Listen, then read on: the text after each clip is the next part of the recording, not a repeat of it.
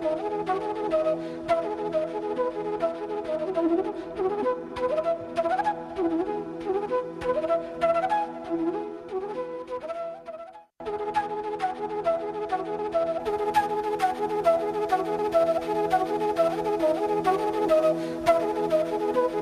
good afternoon to each one of you.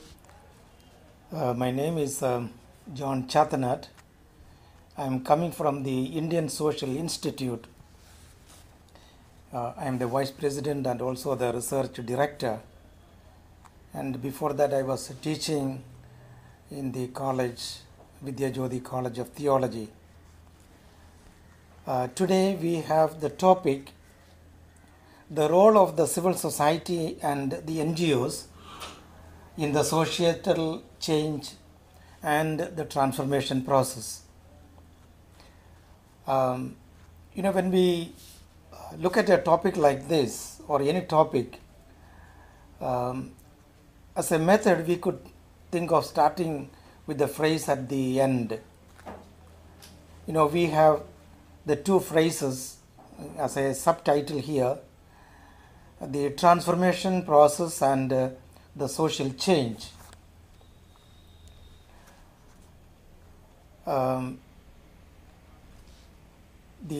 I am looking at the role of the civil society and the NGOs in the social change, in the societal change and the transformation process. So as you see, there are 5 areas that I will be touching at on this topic. First, I will look at the title itself. Then secondly, I will look at the NGOs. That means it is the role of the civil society and the NGO in the process of transformation, in the process of the social change. So the NGOs and the civic associations, their importance, their role and so on. And the third part is the context of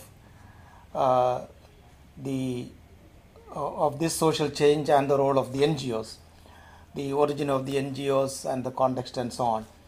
The fourth aspect will be the role and the necessity of these NGOs and of course the transformation process.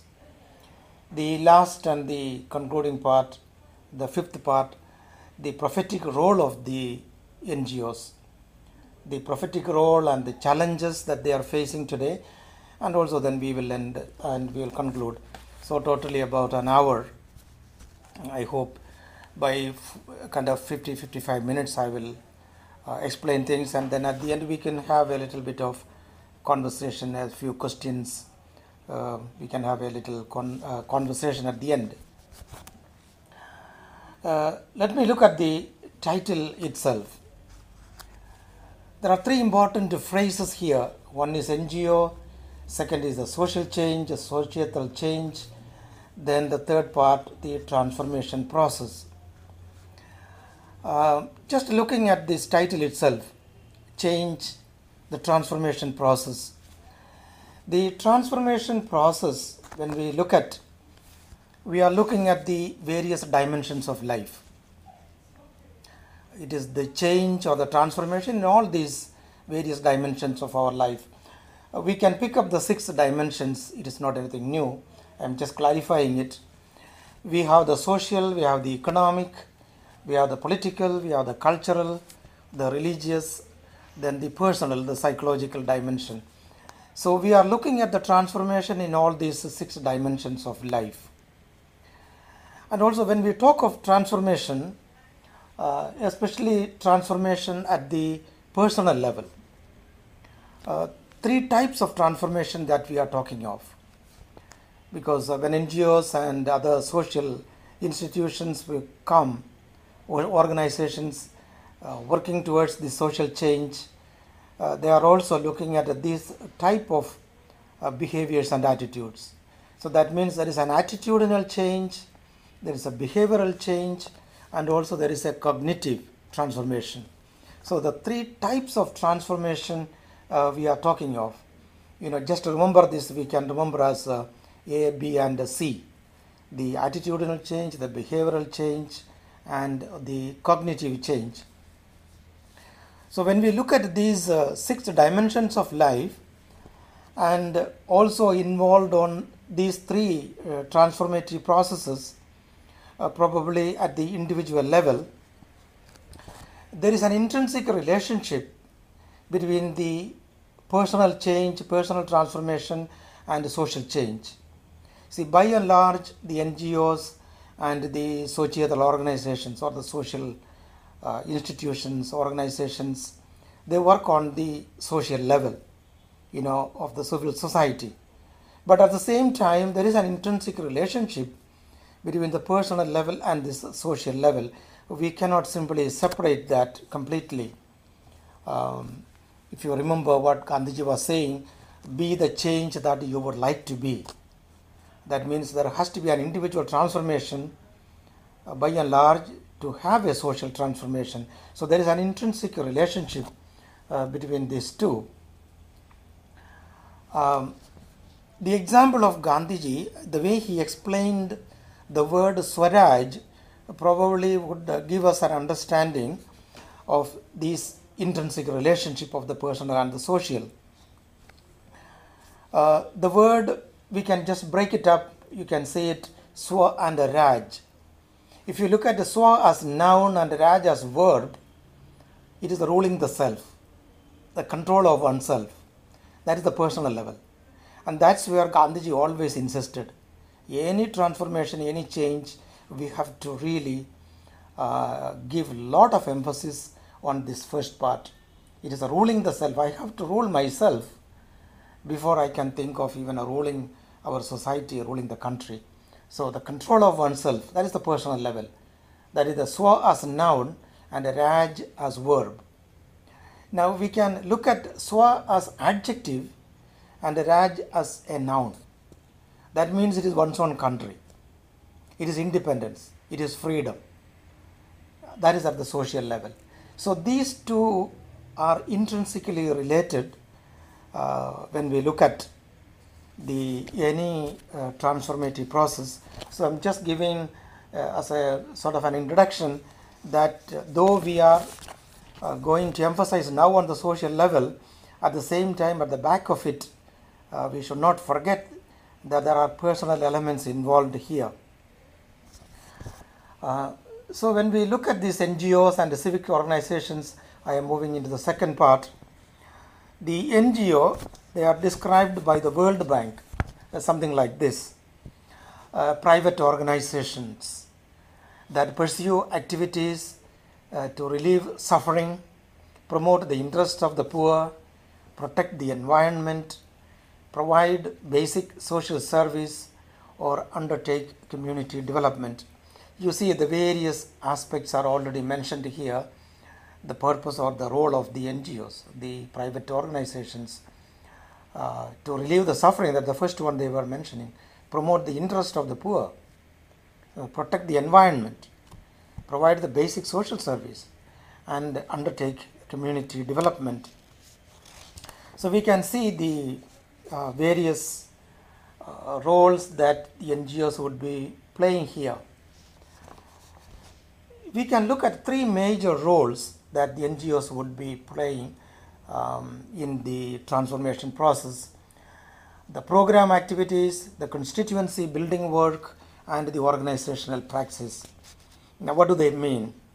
The program activities, like the social work, they are directly engaged in that. The constituency building work, for example, peace activists, harmony level, peace and harmony fellowship. There are different NGOs directly working for this kind of activities in a society. Then the organizational praxis. We have the best example is the self-help group, the SHG program. So these various civic associations are emerging as arenas of collective action by people themselves. So these three entities in which we can see the role of the NGOs. Now these civic associations, they are formally organized entities, the various civic organizations. They are pursuing a wide variety of public purposes. a very much wide variety of public purposes. For example, it is a way to channel collective energy of ordinary people. They assemble and associate with ordinary people towards pursuing some common public purpose in various dimensions, like national development, the integrated development of the place, of the country, or even the whole world. Then community action, to do something with a community. For example, the sports they are engaged in, or empowering the exploited group who are deprived of their basic rights. So there are very many activists, working in the human rights area. All this we do so that we can enrich the people, enrich the life of the people. So based on the different purposes and structures, they can be of different types. So there are different types of NGOs, types of various organizations. There are religious associations, so we have plenty of it in our country. Issue-focused associations, issue-based associations, for example, precisely for developmental activities, protection of the environment, or peace-building activities. So they are all issue-focused associations. Then there are professionals, for example, doctors associations, engineers associations, artists associations. We can see all these different group of people coming together, and then we can have cultural and self-help groups, for different purposes. Or we can have people coming together for doing research, for advocacy. So we can see different types of groups and organizations coming together. The voluntary organizations, they include formal as well as informal groups. To give some examples, I have identified about 6 of them. Community-based organizations, CBOs. You will find that very many in our rural areas. Then non-governmental developmental organizations, because government also is interested in or working for the development. So we have non-governmental developmental organizations becoming a partner with the government for developmental purposes. Then we have quite a lot of enormous amount of charitable organizations. You can look at the hospitals, the healthcare, or the social work, research. Everywhere you will find charitable organizations. Support organizations, they are supporting various other groups. Or there can be network or federations of all these organizations together. We have quite a lot of that in our country. Professional membership associations, as I mentioned earlier. So when we look at all these different types of organizations, we can see their association with the government. The government policy recognizes 3 instruments of partnership. Partnership, of course, in the nation building. The first one, consultation through formal process of interaction at the center, state, and districts. We can see government even appointing committees, various structures, and also there are already existing structures from where they are getting important ideas, and then consultative status they have. So we have this consultation through formal process, and strategic collaboration to tackle complex interventions. We have got a lot of it. For example, even how to control violence in our country, quite a lot of that. Strategic collaborations for peace building, negotiations, we have this collaboration with the government. And then, of course, a project funding through standard partnership, standard schemes. The government also helping in the project funding, and also government helping the various organizations also to get the fund and so on, especially big funds like when the state wants developmental work going to the World Bank and so on, even the center coming and helping out in the process. So we can see these various patterns of organization and entities helping out in the partnership process with the government and so on. There is a move today from the centrality of the governments to the desirability of governance. You have to move to the governance part. It is not simply the centrality of a government, government for government's sake, having a government. We have a lot of countries like that, a kind of an introvert looking, inner looking state entities. But that's not what people are looking for today. They are looking to the desirability of the governance. They want work to be done. So at the heart of good democratic governance is the role of the citizens and the civil society. So here is where we come into the focus on the role of the citizens and the civil society. So they are at the heart of the democratic governance. The direct reference to this approach, we can see that in the 2000 Commonwealth document on democracy and development. There is a task force report. Actually, interestingly, our own present Prime Minister was the chairman of that group. And I am giving a quotation from that. We can see the importance of these civic interventions there. The civil society is the third pillar of pro-poor development and democratization. Building the capacity of citizens' organizations and a free and well-informed media are critical for promoting citizens' participation. Holding government to account and empowering the poor communities. So you can see the role of this group to what is that towards the government, keep them the accountable, the government to account, and also the empower the poor communities. The poor people and poor countries, for example, are in the best position to understand and articulate their own needs, and their voices should be heard directly within government. Often they are not heard, however, and here political rights and opportunities can be bolstered through community action. So you can see that quotation, we can see that the importance given to the civic organizations, and they becoming something like a watchdog, keeping even the state to be accountable and the work involved. We move on to the context, the third part, the origin of these organizations and the context. It's both progress and deprivations. We can just look at our country today. We can look at the world today. We can look at the context. There are contradictions.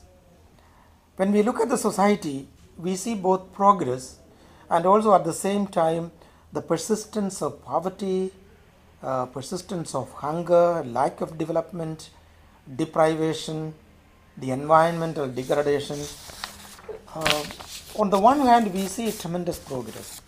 There is tremendous growth when we look at our country. But at the same time, we see the other side. There are two sides. India is projected today as one of the future economic superpowers in the world. The new patterns of both production and consumption are seen across the country. The waves of liberalization, marketization and privatization are part of this whole globalization phenomenon, and especially India entering into it from the 1990s, 1991 to be exact. This liberalization, marketization and the privatization process under the globalization phenomenon, it is sweeping our country today. So there is a feeling that everything is before us, in some people. I am reminded of this, Charles Dickens, the Tale of Two Cities, the first stanza. It's a very interesting stanza, the way he is writing in the Tale of Two Cities. I will just read out. He says, we have everything before us, but we have nothing before us. See, the stanza is right there. It was the best of times. It was the worst of times. It was the age of wisdom. It was the age of foolishness. It was the epoch of belief. It was the epoch of incredulity. It was the season of light. It was the season of darkness. It was the spring of hope. It was the winter of despair. We had everything before us. We had nothing before us. We were all going direct to heaven. We were all going direct the other way. You can see this is the opening stanza of Charles Dickens' Tale of Two Cities. Looking at the beginning of the industrial era. Just look at our country, and I think we can say exactly the same thing. We have everything before us. We have nothing before us. I'm not going into detail here. When we look at the India of today, and the role of the NGOs, it is to become the voice of the voiceless. One of the main roles of these NGOs. Nearly a third of India's districts are facing growing violence today, feeding on frustrations of the youth. There are security concerns by the government, by the policymakers, also by the public. And we know that terrorism is spreading across the globe in the myriads of forms. But at the same time, we see rapid economic growth. It is associated with growing inequalities. And we can see that very clearly in India. There is increase of wealth, and at the same time, the gap between the rich and the poor is enormously increasing. It is in this context that social changes are emerging. In this context of, we can say let me see just 1 minute.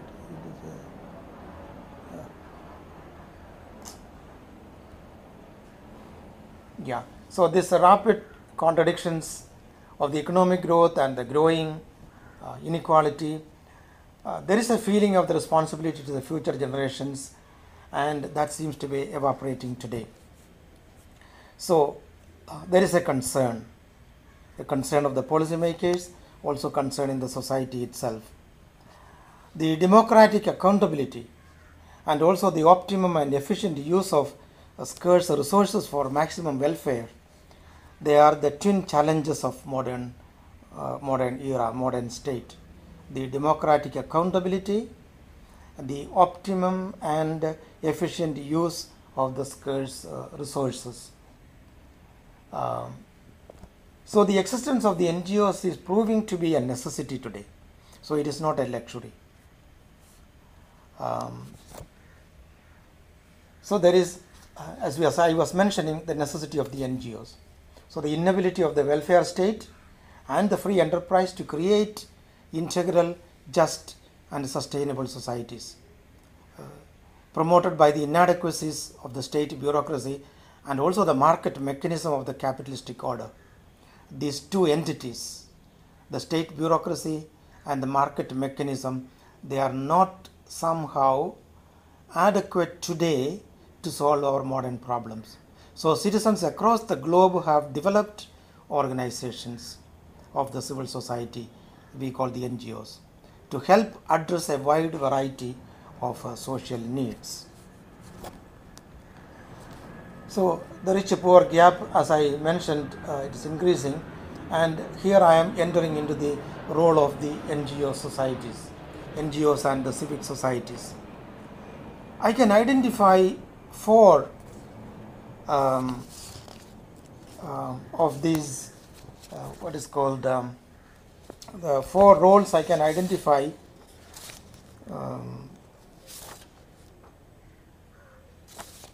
Just 1 minute. Yeah. Before I enter into the four roles, when we look at the globalization phenomenon, in fact, there are two entities that we have to look at. That is, there is an erosion of state sovereign power, and at the same time, there is a weakening of the workers' rights. When we look at the whole globalization phenomenon, and this here we have to address actually these two issues. It is here actually we go into the role of the NGOs. So I come into the four role of the NGOs So I'll spend a little time here. The number one role of the NGO is the management of the common resources. I will go back and explain each one of them, spending a little time. The second aspect is the NGOs help in the process of self-organization of the society and provide opportunities for the same. The third one is the NGOs keep a unique space between the government and for-profit sector. The government and we can say the private sector, the profit sector, business sector. Then number 4, the NGOs enable experimentation and social change by taking on challenges that the public and private sector simply can't or they won't enter. Just looking at the first one, management of common resources. You look at the tribal society, probably we will understand this aspect. See how the tribal society protect the land, the forest, the water and so on. It is all carried out by civic organizations. Various religious groups have come together for the same purpose. When we look at actually after our independence, say after 1960s and so on, along with the state government sector and also with the market sector, we have the civil society coming together, organizing, helping out in the developmental process. So the management of the common resources.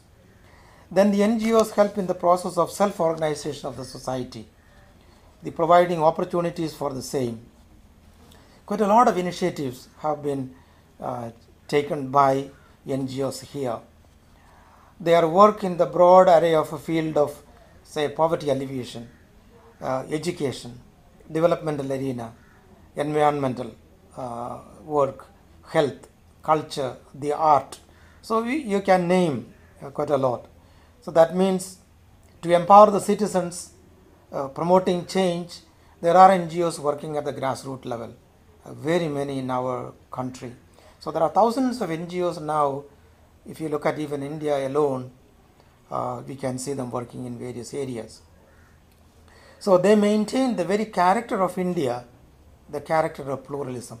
So they working at different pluralistic entities, we can see them preserving that plural identity of India.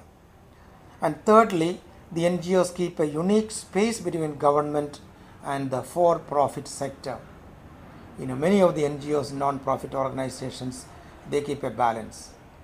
They enter into areas, the arenas where neither the government or the profit sector, they fail to enter. Then the fourth item, the NGOs enabling experimentation and social change by taking on challenges that the public and private sector simply won't enter. If you look at the civil society organizations, they are able to enter and take a risk that are economically unacceptable to business. When the profit goes down, the business houses will start, sending away their workers. They don't care because their focus is on the profit. And the same way we can also see government. There are areas politically unacceptable. They don't want to hurt the voters. So sometimes common good may suffer there. So it is here that the NGOs enter. Their role comes, and the numerous models of service delivery that are considered best practice today were devised and tested, improved over many years of experimentation by the NGOs. And then they give advice to the government. So according to the data compiled by researchers at Johns Hopkins University, the civil society sector in 36 countries for which they have assembled data represents a 1.3 trillion industry. So you can see how enormous they are. If the civil society sector were a separate national economy, it would be the world's 7th largest slightly smaller than France and larger than Italy in GDP, gross domestic product.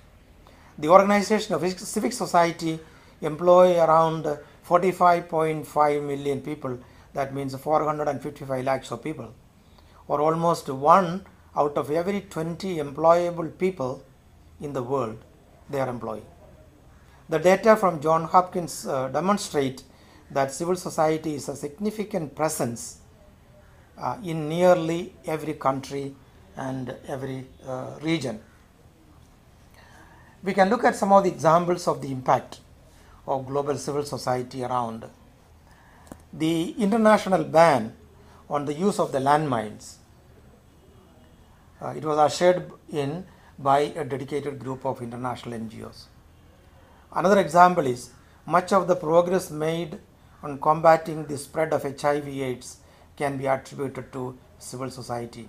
Even in India, quite a lot of work is being done by the NGOs. And if we are to save our planet from global warming, I am certain that NGOs will help lead the way. And quite a lot of developmental work and research in India is done by the NGOs. So I would like to reiterate that we need to hold governments and multinational corporations accountable in order to promote the common good. See, the purpose of a government is the promotion of common good and the preservation of social justice. So the private, the NGOs, they can keep the government and also the multinational corporations accountable. If we look at, there are a lot of watches, World Watch, India Watch, Asia Watch. That means people coming together, and of course they are watching. They are making them accountable, and by that they can improve the quality of life. For this we need national or even international NGOs. I come to a very important role that NGOs are playing. I would call it the prophetic role. When we look at society, all of us are looking for happiness. Aristotle said that, looking for eudaimonism. We are looking for harmony, we are looking for peace. And I don't think there is anyone who doesn't want peace in this world. But who are going to keep this, the harmonious, the peaceful, harmonious and healthy society? We need a social contract. Here is where I am entering into a little touchy area. I am going to, maybe like a doctor, look at our Indian society. According to me, our Asian culture, our Indian culture is a little lacking in this social contract. Let me give an example. Look at our industrial houses, look at our universities, look at even the political entities today, look at the different groups of people, look at the even transnationals working here. Somehow, I am a keeper of my neighbor, a kind of a social contract. I am responsible also to the other, positively answering the question and honestly looking at who the neighbor is to me, who is the other for me, am I responsible to the other, who am I in relation to the neighbor. These are all part of a social contract. See, when we look at the industrial houses, the way probably the Western countries give scholarships and all that for the students and all that, even running universities and so on, little bit of lacking. It is not that it is not there. It is there. But somehow it's not to that extent quantitatively the way we would like to, that I would like to see. That type of a contract is lacking in my opinion in our country. Here is where the NGOs can become a conscience keeper. Maybe even prick the conscience a little bit. Look at by their research, by their activities. So I enter into the prophetic role. That means the challenges that the NGOs can give. We need more committed NGOs and civil society organizations, and we need more of that social contract, because the NGOs can give us a hope. See, they can and they can ought to play a prophetic role. When I say prophetic role, what do I mean? I have picked up 7 characteristics. When I say prophet, the one who can become a conscience keeper, the one who can become a mirror to the society, that means they simply reflect back the quality of the society, the society's way of functioning. They give that back to the society. They are I can say, the conscience keepers. They are the people telling, what ought to be done. So I'm entering actually into a value system here. I call the prophetic character of the NGOs. There is a confrontation character. That means when something goes wrong, you just tell them there is something wrong here. We are doing it. It is not that we are not doing it. There is a confrontation character which the NGOs can do, and they ought to do. Be true to the purpose for which you have been put there. See, the people have given a trust. Let us take the state, the governance. The people have put a trust in them. You be our leader. You lead us, govern us, make policies for us. You become a mouthpiece for us. But sometimes, somehow, they go astray. We are all human beings. And here comes the prophetic role of the NGOs, the confrontation character. Be true to the purpose for which you are there. The purpose of a government is actually preservation of common good, the good of each one, and the good of all in the community. So the NGOs has a role to show what is going on. So this confrontational character. Second is the appreciative of good things. It is not that simply telling that you are all wrong all the time. They have to appreciate. So we are all human beings. That means point out where they are right. See, you are right on this tract. That means these NGOs, they have to be very perceptive. They have to look at very keenly to the society. That means a lot of research has to be done, a lot of analysis has to be done, and they should know the society. That means quite a lot of work has to be done in the villages. So that means if an NGO is not getting the pulse of the villages of India, they cannot become a kind of the conscience keeper. They cannot be this confrontational character, and they can't then appreciate it. So there has to be an appreciative role of the good things of what is happening. And the third is as a guide, as an advisor. The government very often seeks this, advisory role. Even if they don't, I think this, as a prophet, these NGOs, they have a role to guide, to give advice. And that is why we have the newspapers, that is why we have TVs and communications and all that is, publications, periodicals, books. We have all these. Be an advisor, be a guide. Another crucial element, if we remember, in the definition given by the World Bank, this point was pointed out. They are the representative of the marginalized. See, the marginalized people, they are weak. They don't have a voice. Even if they have a voice, it is not heard. Just look at their country when they make planning process. Look at our own country. Whom do the planners consult? I can give the example of our own country. They consult the Chamber of Commerce. Have they ever consulted the people in the slum? That is something to ask. Just looking at our own city here, right here in Delhi, lots of people in the slum. Are they consulted? Sometimes yes, but many times ignored.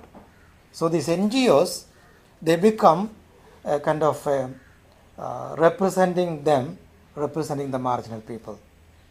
They are intercessors and representatives. They represent, they plead for them, plead for the people. And they are restorative. So that means they are the peacemakers, and they are the people who give hope. That somehow or other they have to bring and give hope to the people at large. Without hope, we die.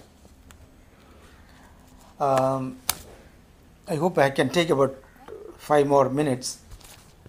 There are some challenges that the NGOs can have. What response the civic society receives from the state agencies and from the political leadership of the regime in power.